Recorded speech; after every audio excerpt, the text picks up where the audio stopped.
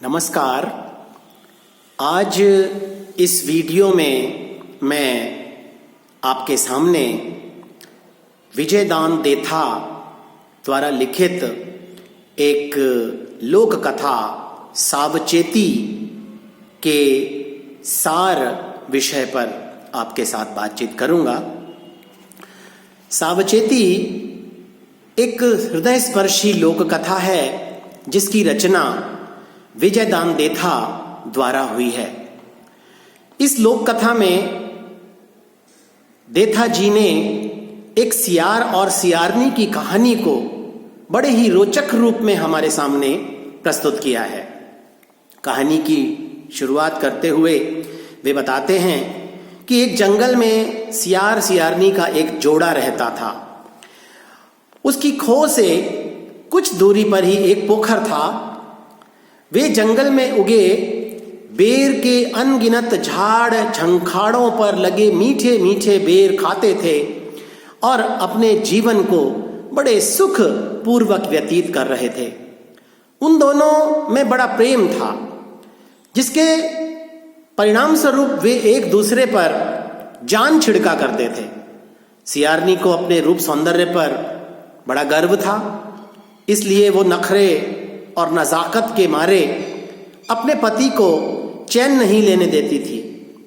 और इसके साथ साथ सियारनी सीता से भी बढ़कर सवाई सतवंती थी। सियारनी की आत्म प्रशंसा सुन सुनकर सियार भी उससे पीछे रहने वाला नहीं था। वो उसके सामने अपने पौरुष का बखान किया करता था। एक बार वह उससे कहने लगा कि एक बार उसने शेर की पूंछ से फटकार लगाई तो उसने 7 कुलीचे खाए। अंत में उसके द्वारा मुंह में तिनका लेने पर ही मेरे द्वारा उसे माफ किया गया। इसलिए अब इस जंगल का राजा शेर नहीं है, मैं इस जंगल का राजा हूं।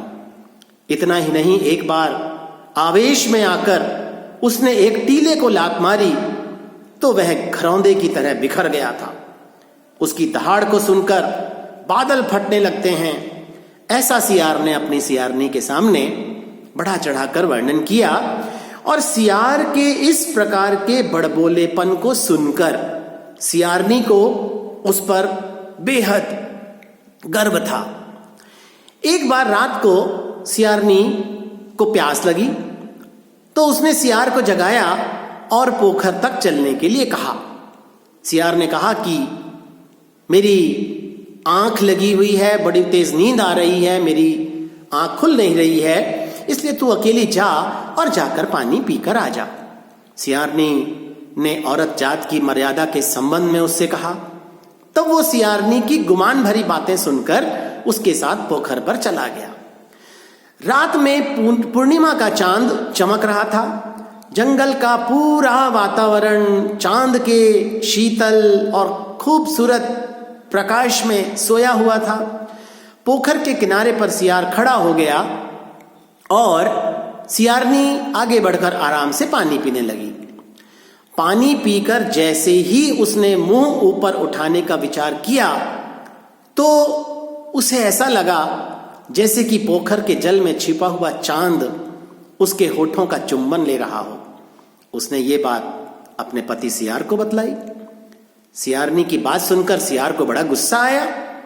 उसने अपना पंजा पटका और बोला कि तू कहे तो मैं अभी इस चांद की लुगदी बना दूं।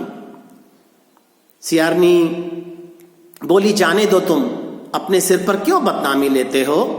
और वो अपने सियार को लेकर वापस खो में आ गई। खो की ओर लौटते हुए सियारनी सियार को समझाने लगी कि अपना सत और अपनी सावचेती अपने पास। यदि मर्दुआ चांद तरसता है तो तरसने दो। इतना कहकर वह अपनी खो में घुस गई और उसके पीछे निर्लज्ज चांद के प्रति अपने दांत निपोरता हुआ सियार भी चला गया। अपने रूप के गुमान में फूली सियारनी को बहुत देर बाद नींद आई। अगले दिन सुबह जब 2 घड़ी चढ़ गईं तो सियारनी बड़ी मुश्किल से जागी और अपनी आंख मलती हुई खो से बाहर आई। चांद की तरह ही सूर्य की बेशर्मी को भी उसने अनुभव किया और सोचने लगी कि ये तो बहुत तेजस्वी है। प्यास ना होते हुए भी वो पानी पीने का बहाना बनाकर अपने पति से पोखर तक साथ चलने की विनती करने लगी। सियार ने कहा कि अब तो दिन है, डरने की क्या बात है। सियारनी ने हठपूर्वक उसे चलने के लिए कहा और बताया कि जब चांद जैसे बड़े बड़े देवता भी नियत बिगाड़ लेते हैं तब किस पर भरोसा किया जाए। लाचार होकर सियार को उसके साथ पोखर पर जाना पड़ा। पहले की तरह ही सियारनी ने जैसे ही पोखर के जल का स्पर्श किया तो उसे पुनः ऐसा लगा कि चांद की भांति सूरज भी जल में छिपा हुआ बैठा है। उसने ये बात अपने पति सियार को बताई। सियार फिर से क्रोधित हुआ और अपने पंजे पटकने लगा और बोला, तू कहे तो अभी इस मरदूद सूरज को जमीन में गाड़ दूं।